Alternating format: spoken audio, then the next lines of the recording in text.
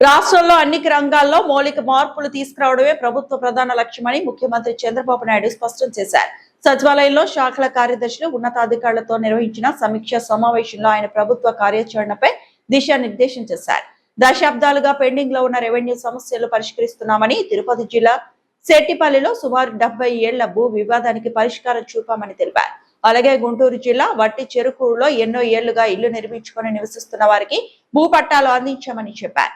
శాఖలు లక్ష్యాలకు అనుగుణంగా పనిచేస్తే రాష్ట్రం 15% వృద్ధి రేటు సాధించడం సాధ్యమేనని సీఎం ఆశాభావం వ్యక్తం చేశారు. రాష్ట్ర ఆర్థిక వ్యవస్థను మరింత బలోపేతం చేయడంలో రెవెన్యూ ఆదాయాలే కీలకమని చంద్రబాబు నాయుడు పేర్కొన్నారు. వాళ్ళ డిపార్ట్మెంట్ లో వాళ్ళు పర్ఫెక్ట్ గా చేయడమే కాకుండా సమన్వయం చేసుకోవాల్సిన డిపార్ట్మెంట్ లో సమన్వయం చేసుకోవడం, ఇంకొక పక్క సమన్వయం చేసుకోవడమే కాకుండా ఎక్కడికక్కడ మీకు ఆలోచనలు, మంచి ఆలోచనలు వస్తే ఇలాంటి మీటింగ్ లో మీ ఆలోచన కూడా ఇవ్వగలిగితే దాన్ని కూడా ముందుకు తీసుకుపోయే పరిస్థితి వస్తుంది.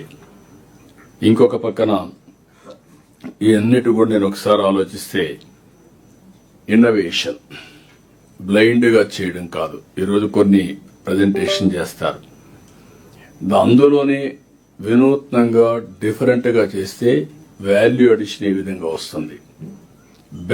ప్రజలకి బెటర్ లివింగ్ స్టాండర్డ్సే కాకుండా ప్రజలకు కూడా ఎలాంటి ఇబ్బంది లేని పరిపాలన ఏ విధంగా ఇవ్వగలుగుతామో మనం ఆలోచిస్తూ ఉండాల్సిన అవసరం ఉంది.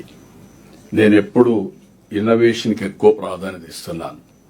మనం చేసే పని డిఫరెంట్ గా చేయగలిగి కొత్త టెక్నాలజీస్ ఉపయోగించి మనం ముందుకు పోగలిగితే చాలా మంచి ఫలితాలు వస్తాయి. ఇంకొక పక్కన మీరు ఒకసారి చూస్తే టెక్నాలజీ ఉంది, రిసోర్సెస్ ఉన్నాయి, నాలెడ్జ్ ఉంది. టెక్నాలజీ, నాలెడ్జ్ని అప్లికేషన్ చేయడానికి నాయకత్వం కావాలి.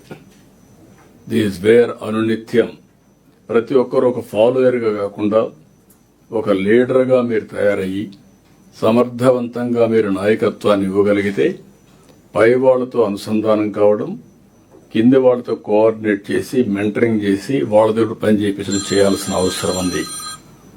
అయితే పాలసీలు తేవడం చాలా ఈజీ. ఆ పాలసీల్ని అవుట్కమ్ గా కన్వర్ట్ చేయడం అనేది చాలా ప్రాసెస్ ఉంటుంది, డిఫికల్టీస్ ఉంటాయి. ఈ విషయం మీరు గుర్తుపెట్టుకోవాల్సిన అవసరం ఉంది. ఇప్పుడే ఒకప్పుడు GSDP మాట్లాడాం. ఈ రోజు నుంచి మంత్లీ ఎకనామిక్ రిపోర్ట్, ఈ మంత్లీ